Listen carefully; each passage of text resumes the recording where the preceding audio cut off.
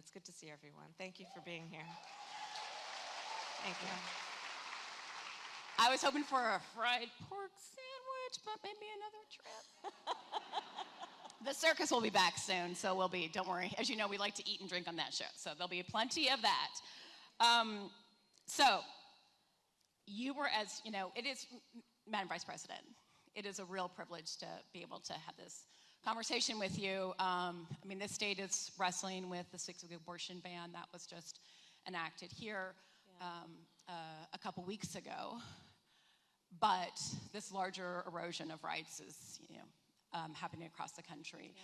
I know you were here in March, and I know at that time, the Iowa poll, Ann Seltzer's famous Iowa poll, showed that 61% of Iowans support abortion for most or all of it, at most or all times. And still. And 70% of Iowan women support it. Yeah. So, yeah.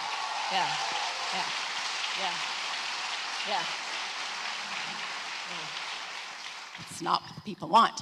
Yeah. And still, Governor Reynolds called a special session, passed this ban. I know that it's it's right now being held up in the courts. But what is it? Why did you said in March you wanted to come back? Why did you want to be here today? What did you want to tell Iowa today? Well, first of all, I want to thank everyone for being here. Iowa is part of a very important aspect of who we are as a country, and the state of Iowa, how Iowans are doing, is a measure of how we are doing as a country. And so being here and being back here, and I've been here many, many times, is an extension of a sense of respect and appreciation for the people of this state, and that as Vice President of the United States, I am and will continue to be concerned about all people in our country. When I think about, thank you.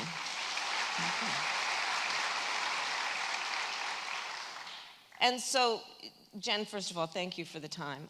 When we look at where we are as a country right now, so let's contrast the fact that 70% of the women in Iowa support the importance of respecting the bodily autonomy of women and the ability and the authority they should have to make decisions about their own body. So let's start there. Let's then contrast that with a piece of legislation that has been passed, it has stayed right now, but would put a 6-week ban on that, which is basically a ban because I think as I travel the country, it becomes clear to me that so many people in these state legislatures don't even know how women's bodies work. I mean, that has really broken through. Yeah. In that, most women will not even know they are pregnant at 6 weeks. Yeah. So it is in effect an outright ban. And looking at it then in the context of not only the significance of what happened last year with the Dobbs decision, which, to contextualize that, is that the highest court in our land, the United States Supreme Court, the Court of Thurgood and RBG, took a constitutional right that had been recognized from the people of America, from the women of America. And so considering the significance of that just on its face, in the context of also what I think most of us would agree, which is that we are a nation that has measured its progress and growth in many ways, including through an understanding that we are stronger through an expansion of rights, not restriction of rights, right?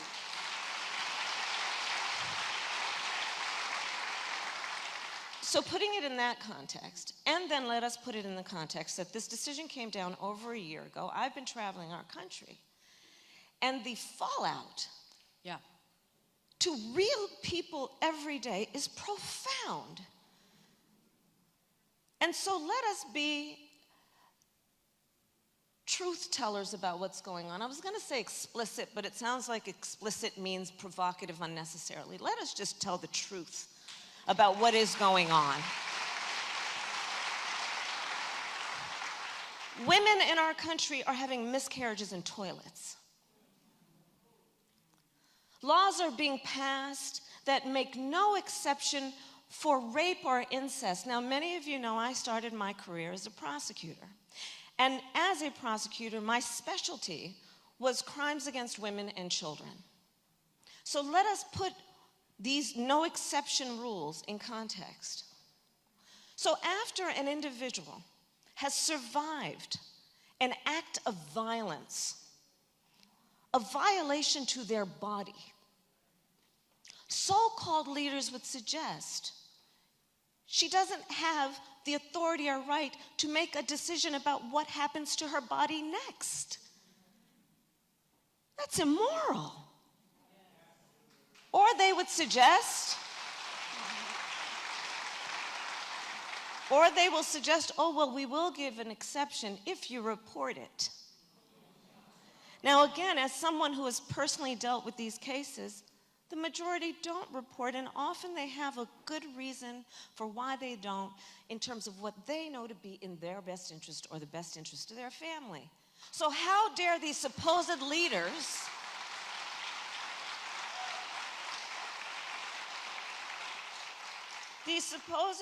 have decided they're in a better position to tell her what's in her best interest than she is to know. Imagine where we are right now in terms of just fundamental values and a fundamental level of respect and appreciation for the fact that women know what's in their best interest. They don't need to be told by their government.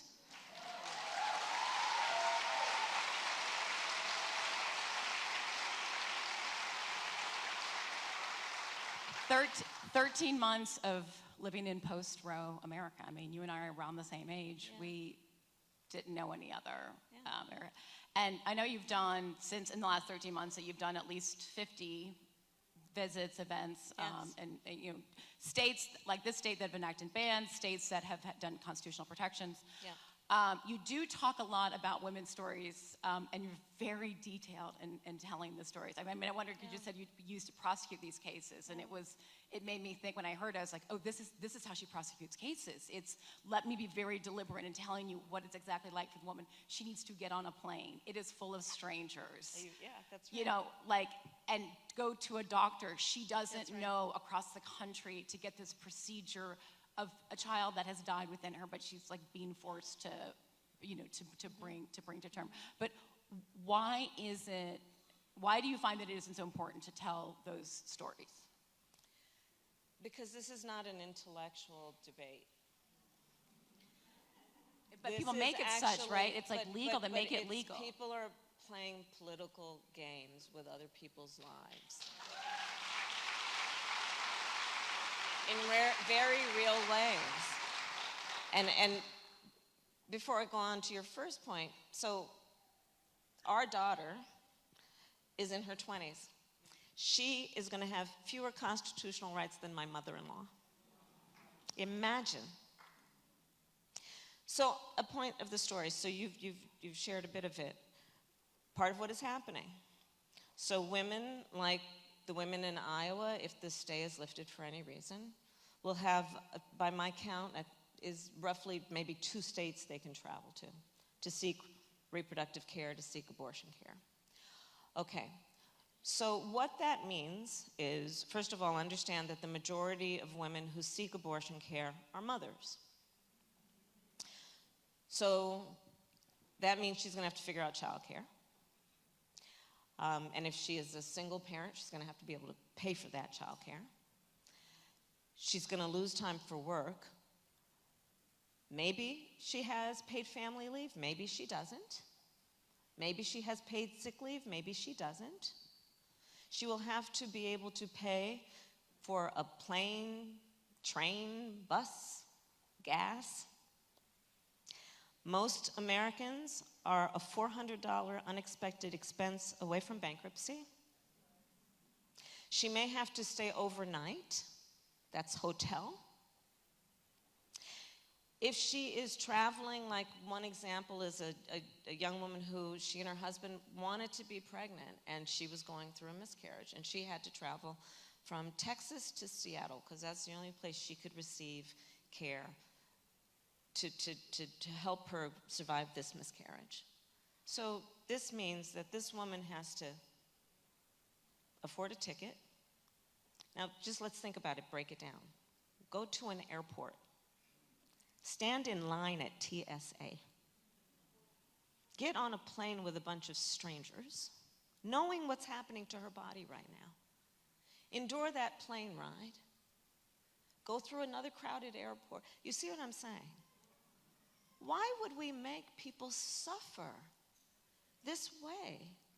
You know, when I talk about extremist so-called leaders, here's what I mean when I use that phrase. I believe it is a sign of strength, not weakness, for a leader in particular to have empathy. It's a sign of strength.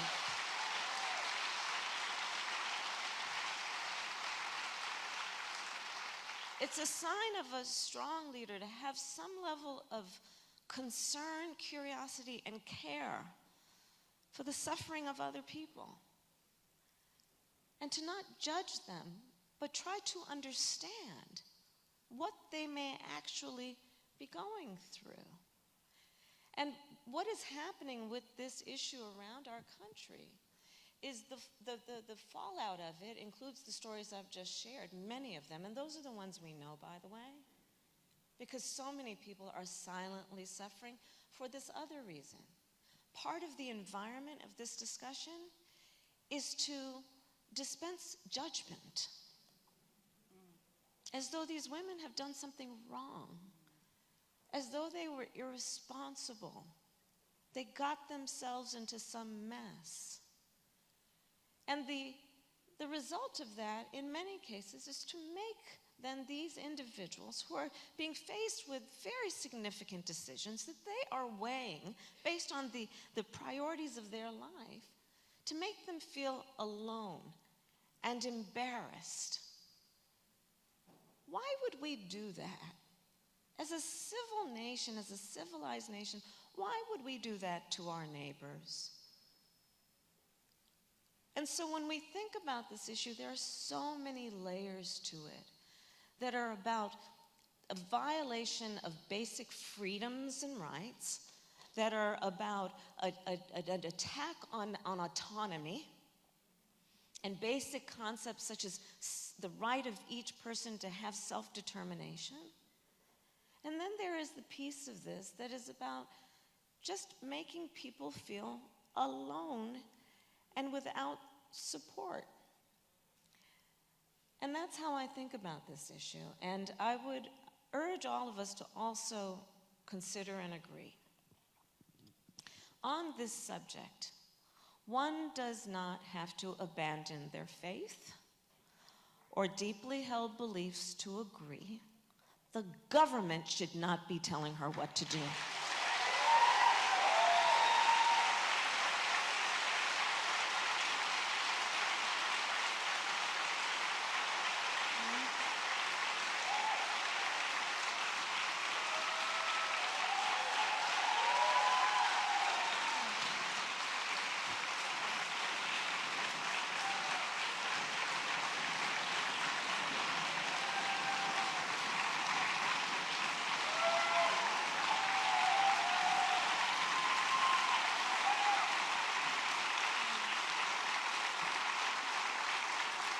I mean, look at this reaction. We know, as you said, 70% of women in this state, clearly a majority in the country. Why is it happening? I mean, you just laid out why it's terrible. Why do you think, I did not anticipate in like our lifetime this big of a backlash? I guess it was naive on my part. But why do you think they're doing this? It's not just women's rights, of course, you know, and you did have that speech in Florida last week about that even Congressman Byron Donalds, very strong supporter of President Trump, spoke out against the curriculum that DeSantis, you know, that was approved in Florida. Why do you think this is happening? I mean, it's this reckoning is like. Well, I think you and I know that minority, this has been, minority rule. This is not what America wants. but this is an agenda that has been a long time in the making and is being long carried time out. planned. And, but to your point, to pull out and kind of further contextualize it,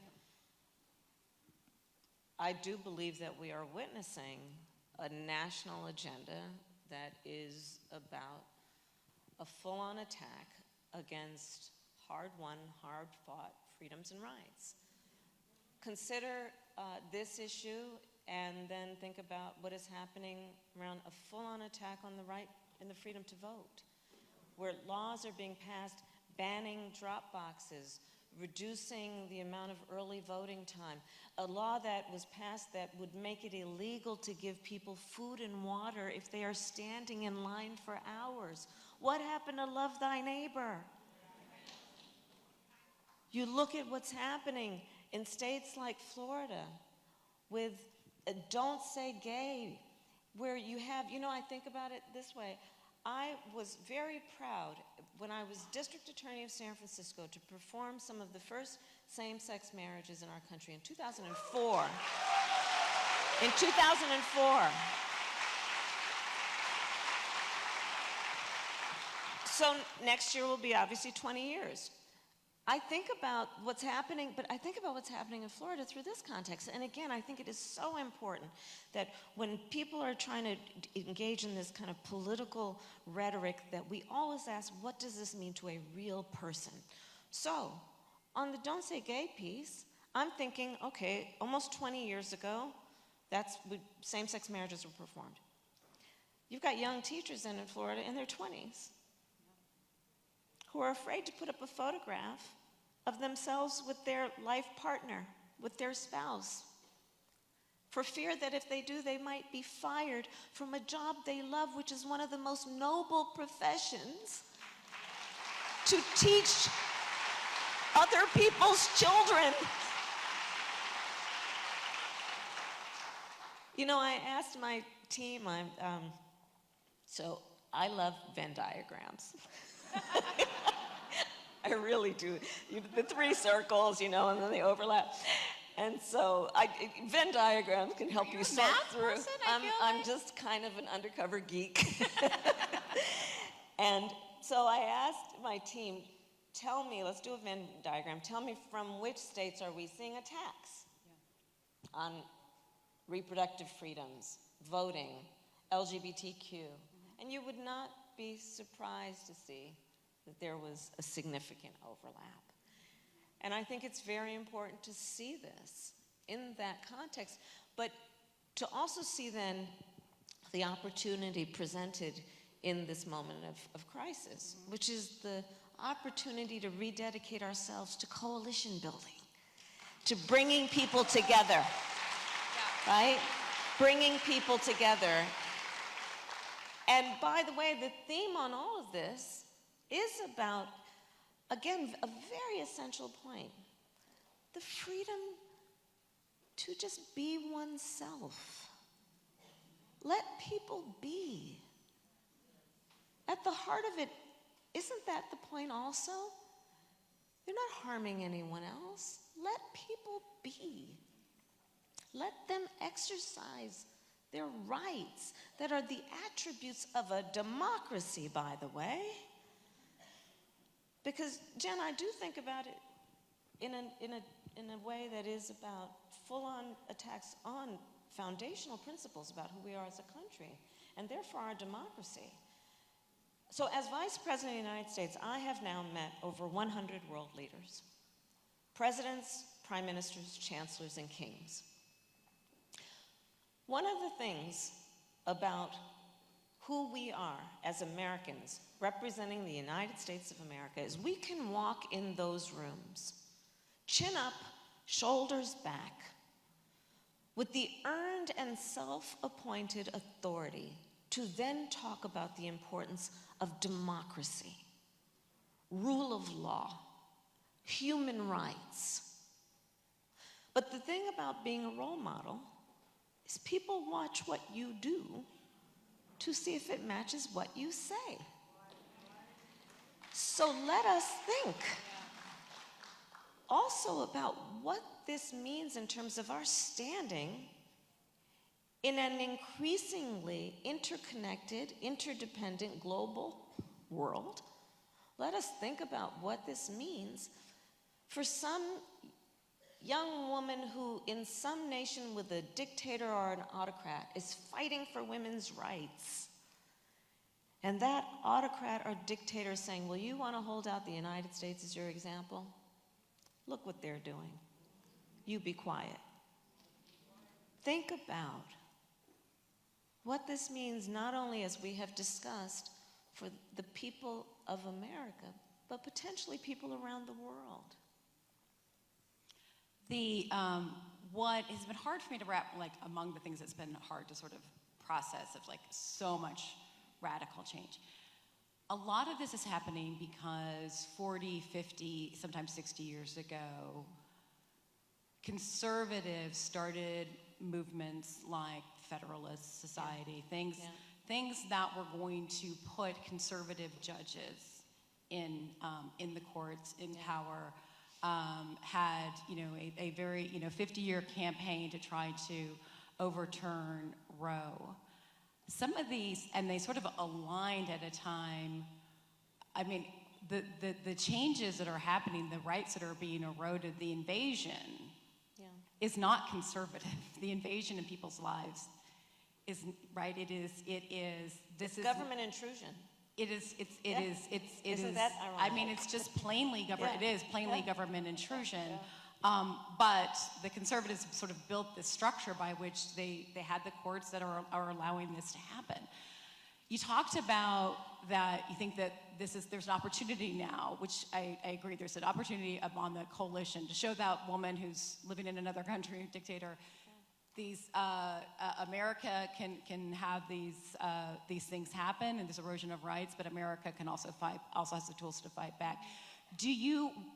What do you think that coalition is like, and do you think it's going to take? I think about this like, well, will it take 50 years on our side to win rights back? Can a perfect storm, a perfect coalition form that people rise up quickly and try to restore these things? Like, what's the coalition and what kind of horizon do you think that we're on? I'm going to cut to the chase of where I'm going to go with a much longer point. Yeah. Register to vote. Register to vote, and then vote. Founders and gave us an answer. Because here's the thing. The court took away the freedom and the right of people to make decisions about their own body. Congress can put it back by codifying Roe v. Wade, which means putting back into law the protections of Roe v. Wade. And Joe Biden will sign it. And Joe Biden will sign it.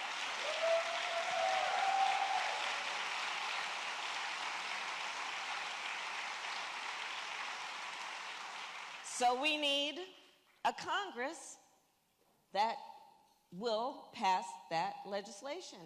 And then it will be the law of the land and undo the kinds of things that are being proposed here and in many other states. Register to vote and then vote. So we can pass the John Lewis Voting Advancement Act and the Freedom to Vote Act. And Joe Biden will sign it. So there are some fundamental things. The Equality Act, there are so many aspects of this that literally are about the right of the people to have a say in the future of their country, and one of the tools by which that occurs, and that is through voting. And helping folks see the nexus, the connection between voting and all these issues. And I can't help but first just say, thank you everyone here for all you have done. Because you being so active and so invested in our country, your love of our country makes a difference. It is the purest act, I think, of patriotism. To fight for the ideals of our country. We love our country. We believe in those foundational principles. And now is a time to be vigilant in protecting them. And so registering to vote and voting will make a big difference. And just think about what happened in 2020. Because people voted, we now have capped the cost of insulin for seniors at $35 a month. Long overdue. We capped the cost for seniors of prescription medication on an annual basis to $2,000 a year. Long overdue, long overdue. Let Medicare negotiate for drug prices against the pharmaceutical companies. We did that.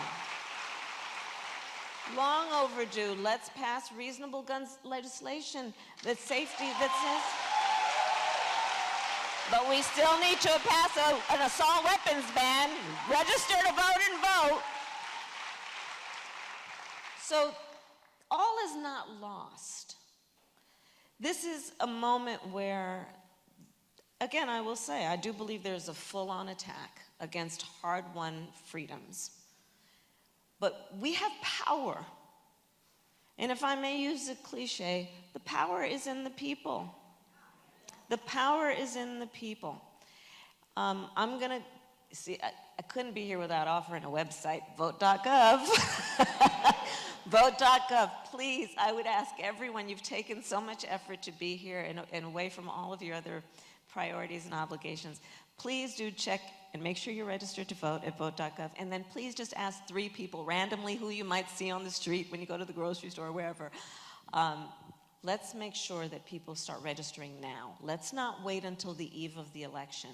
Let's take these next few months until the end of the year and make it our personal mission to remind everyone we know, please register to vote, because it will and it does make a difference.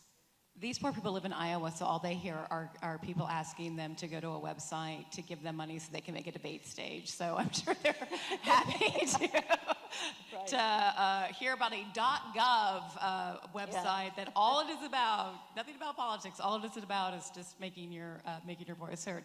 So you talked about the pursuing federal protections to restore abortion rights.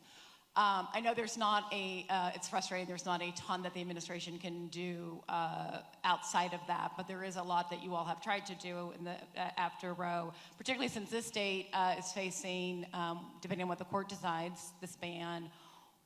Tell us about some of the administrative actions that you all have taken post-Roe or post-Dobbs. Well, we're doing a lot of work through the various federal agencies to protect privacy. Especially where we have had some concern about, for example, mobile apps where a lot of young people will go on to check their menstrual cycles and making sure that no one is giving that private information to someone to track whether they have missed a period. This is just the way the body works. It's okay to have these conversations in public. Yeah, but like in America, you have to worry about it. So that we're doing a lot of that work around privacy, protecting access to contraception, because we are very concerned that this could lead to that issue. Doing work that is about ensuring that all states are following the law, which around the requirement to give emergency care to anyone who needs it. So this is some of the work, but there's some related work that we are doing that also represents and highlights the hypocrisy around these folks who are pushing these bans. Do you know that in the top 10, the states that have the top 10 rates of maternal mortality also have bans, okay? The issue of maternal mortality has been a priority of mine for a number of reasons, and I know that you were on your way to a maternal health event in Illinois with Congresswoman Underwood when the Dobbs decision came happened. Down. Yeah, absolutely right. And so here's the thing: maternal health here, it's an abomination. If people don't know, it's an abomination in America. Tell us about that. We are the wealthiest nation of all wealthy nations. The United States of America has the highest rate of maternal mortality. Okay, so I said hypocrisy. Well, yeah. Because all these people who are pushing these bans, and they suggest that it is because they care about mothers and children and have been silent on the issue of maternal mortality.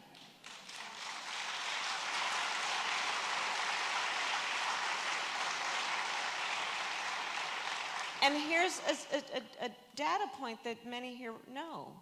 Black women are 3 times more likely to die in connection with childbirth. Native women twice as likely. Rural women 1.5 times more likely. Well, we know that 1/3 of the people in this beautiful state live in rural America. Do you know that in 2/3 of the counties in Iowa, there's not one OBGYN? Think about that. Think about that. So folks are passing these bans, meanwhile not paying attention to the fact that in 2/3 of the counties, there's not one OBGYN. The hypocrisy that is present in this issue. I have been pushing that states would agree that they would extend Medicaid for postpartum care from what the standard was when I started this, which is 2 months. She just gave birth to a human being. To 12 months. So when we started this,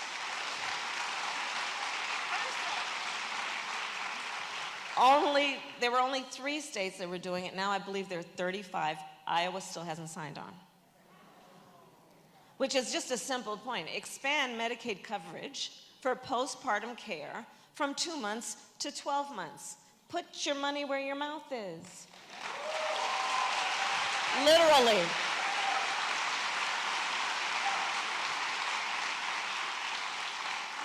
I do wonder, some of these stories that I've heard about, particularly from South Carolina State Legislature when they were passing, passing, I don't remember if it was a 6-week ban or 12 or 10 or something, but, legislators saying, well, I didn't understand what that meant. I didn't understand that a woman might not know that this is just the speed with which they are moving. Meanwhile, Jen, these are the ones walking around with their flag pin and all their staff running after them. And then they still don't know basic facts about biology, but they profess to be so knowledgeable. Come on. The staff running after them is a nice...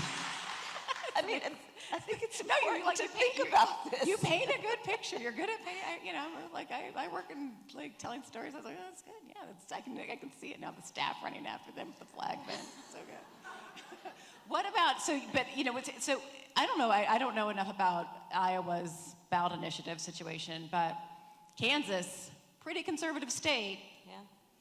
Iowa, pretty conservative state. They're going to have a ballot initiative, 58%, and I do wonder, people just taking these matters into their own, citizens taking matters in their own hands might be a good way to start to restore some of these rights. Well, you bring up such a great point. So remember, you've traveled a lot of states, so I don't know if there's any other stories that you want to share these experiences. Well, I'll just go from where the punditry was to where the voters were in the midterms. So hit at me, people. I'm a pundit. No offense. Remember, everyone said in the midterms there was going to be this so-called red wave. And on this point, to your point, wherever choice was on the ballot from Kansas to California, the voters voted in favor of the freedom of the individual to make decisions about their own body.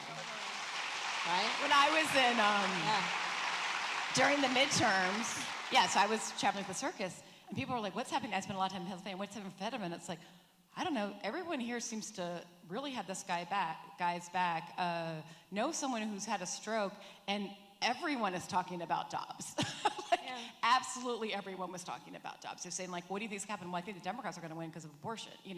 But to your point, people got it. They got the link of what was at stake here, the rights. That it wasn't just that these things are combined. And young people in particular have a lot at stake. Yes. It's on everyone. I know that they're like, don't put that all on us just because we're going to be around longest to fix everything. But what have you seen with, young people being energized around this, or what do you want to say about that, that demographic, about, what they can do, what you've heard from them? Well, I'll take my goddaughter, for example. She was applying to college, and she told me that her friends were all, whatever their gender, now making a decision about where they would apply based on what state that is and what the laws are. Yeah, not good for Iowa State. Look, I'm a Big Ten fan. I am not an Iowa State fan. You better look out because, And young people are also, young adults, making decisions about where they will take a job based on this issue. Yeah. So, there is often, when we are talking about a violation of basic civil rights, there's often an economic cost to it as well. It may not be the first thing we think about, and it certainly may not be the most injurious of the impacts, but one should understand that we're now talking about essentially creating restrictions on the freedom of movement for people, or at least encumbering the freedom of movement. And so there is a wide range of impact, but that's part of what I'm hearing from young people. People in their 20s in particular, people in high school, young people in high school, thinking about where they will live, where they will go, their dreams about their future. And I'm also hearing from them, they're upset. That's the kind way of saying it. I will tell you in traveling, however, our future as a country is so bright. I am meeting young leaders around our country. They're done. They're done. Yeah. What are you doing about climate crisis? Is everybody going to get in front of this? Because we are really clear. The young people have shared with me, young leaders shared with me for the first time. I said, how are you guys talking with each other, these young climate activists? And they said, well, we're talking about a number of things, including climate anxiety. They're literally experiencing anxiety for fear about doomsday and whether or not they should have children, whether or not they should even think about buying a house because of the longevity of that commitment, and will everything be the same over that period of time? Young people are talking about gun violence. I mean, think about it. I grew up, at a time in California where we would, first day of school, learn the name of the teacher, there's the bathroom down the hall, and if there's an earthquake, hide under your desk. Our children now, on their first day of school, are learning there's the teacher, there's the bathroom, and this is how you quietly hide from an active shooter. I have talked with young students who have said to me on this topic, I don't really like going to fifth period. Why, sweetheart? Because there's no closet in that classroom in which they can hide. So on so many of these issues, our young leaders are just fed up with the status quo, and they are organizing. And it makes me so excited about our future.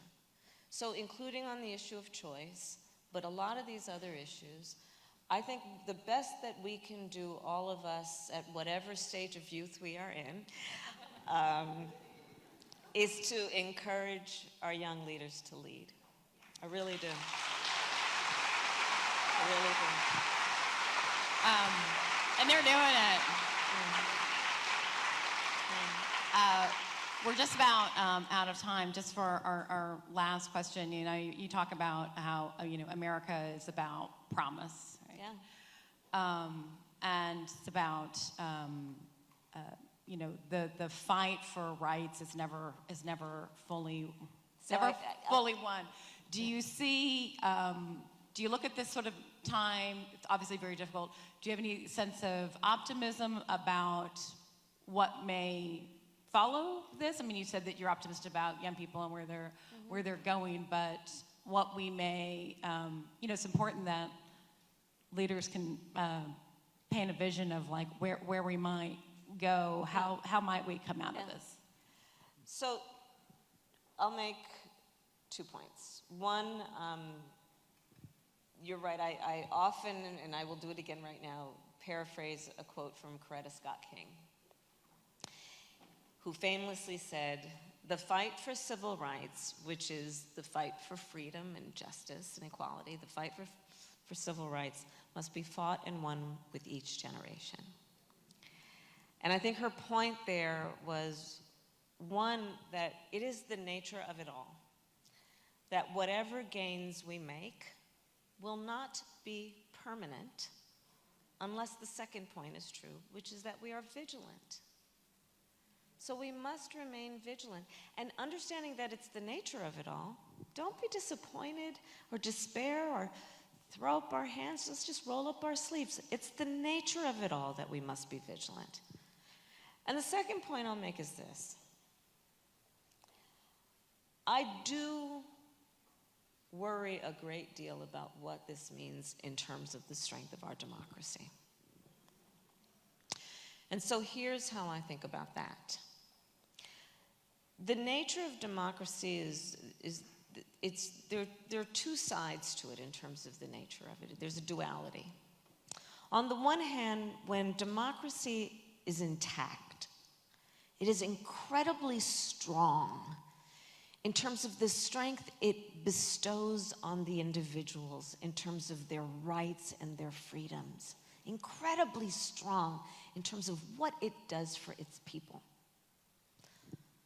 On the other hand, it's very fragile. Our democracy will only be as intact as our willingness to fight for it. And so fight we must, and fight we will. Yes, we will.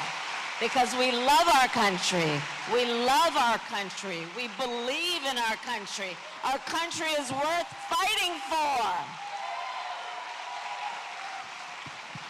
Thank you.